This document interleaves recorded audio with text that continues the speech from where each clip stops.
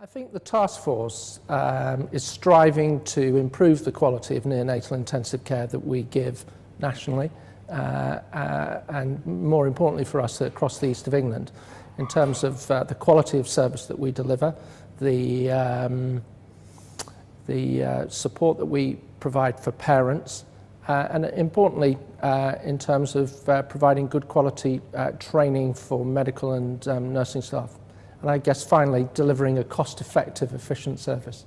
I think for the first time we've actually got now a structure that we can work towards to ensure that we're delivering the high quality care that our babies and families deserve, which has been welcomed across the neonatal community and is long overdue. So it's a really exciting time, but also an important time.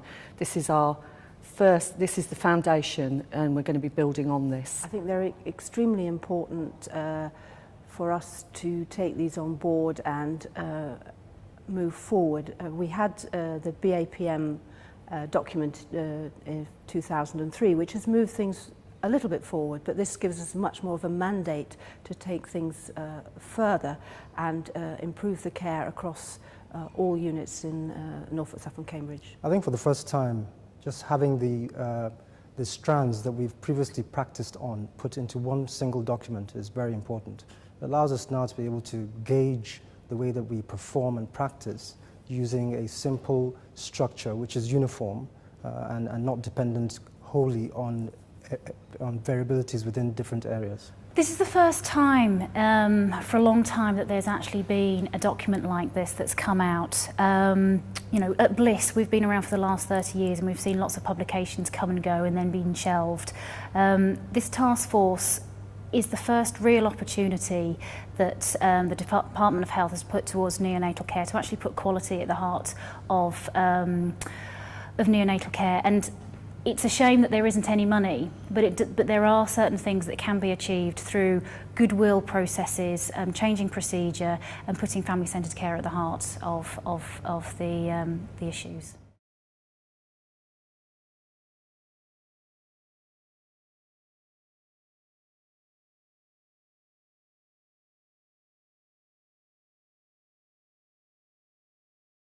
Well, I think that the important thing here is that each network and the subsequent neonatal units within the network use the principles to develop a clear vision for the whole network that will develop a consistent approach to neonatal care and then for each individual unit within that to look at, to assess themselves really against those principles, recognise what work needs to be done and then to argue the case both within their organisation, with their external commissioners and their local universities to develop the standards further to make sure that we get predominantly a workforce that's fit for the future and will deliver those principles. I think it can only make quality better for the neonates and the outcomes better. We all know a properly staffed unit, the outcomes will be better and mortality will be reduced and I think this is good news for families. It is important that when we do transfer women from hospital to hospital, we transfer them to the hospital that is most appropriate for their small babies and can care for them, and also that we're not transferring women who could stay within their own areas at their own hospitals, because many women we transfer out don't actually go on to deliver in the next few days or a week, so that is a waste of transporting both a woman and also the awful stress for the families that a woman may be sent from one area of our region to another, and sometimes, certainly for our own hospital, we know about 25% of women don't even stay in the east of England. We're sending them to other regions, which is very upsetting for families.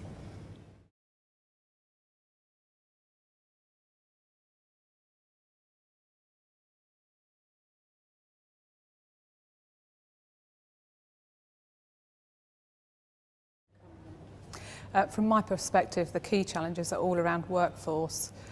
Recruiting staff, recruiting the right staff, courses that can allow for non-registered nurses to actually work in neonatal intensive care, which is happening in some units but not all, and making sure those registered workforce are actually fit for purpose, that they're not coming off of a generic course such as nursery nursing, which doesn't actually specifically cater for special care babies. And I think the other challenge is making sure that the funding via the PCTs and the East of England Specialist Commissioning Group actually gets to the shop floor, that it's not going into trusts, and only half of it is actually being provided to deliver neonatal care. I think the key challenges are around the workforce, but about quality care, about data collection so that we can interpret what we're doing and how we're doing it, that we can plan for services. And those are serious challenges that need to be addressed at network level and across trusts as well. Workforce must, I feel, be a major difficulty and challenge for the East of England region. The medical workforce particularly so, I feel, largely because the definitions for the requirements are not established just yet. And this is something that will need to be worked on in collaboration between the acute care trust, the community trusts, and the Strategic Health Authority, as well as any organizations that are involved with the training of the medical workforce, i.e. the deans, deaneries, and the heads of school.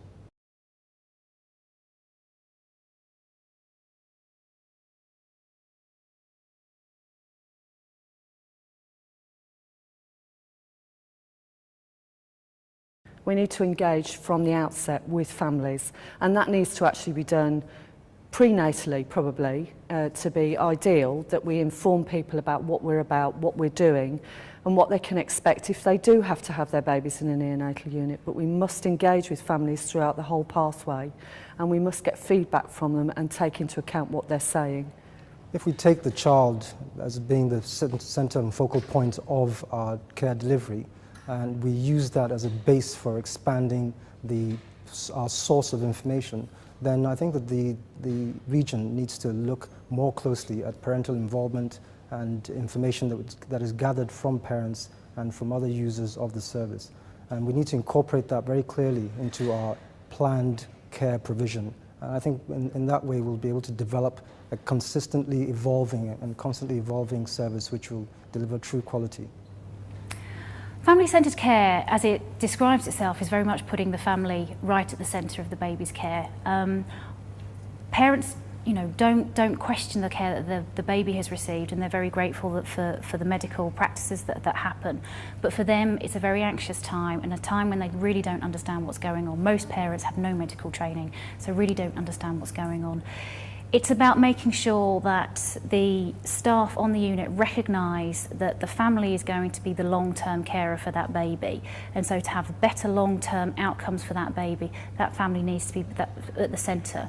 So it's about encouraging the family to take part in the care decisions, treat that baby as an individual baby, but who is a part of the family. And so essentially that's the bigger team includes the nurses and the doctors, rather than the team just including the nurses and the doctors and the family. They're all encompassing, they're all one group together.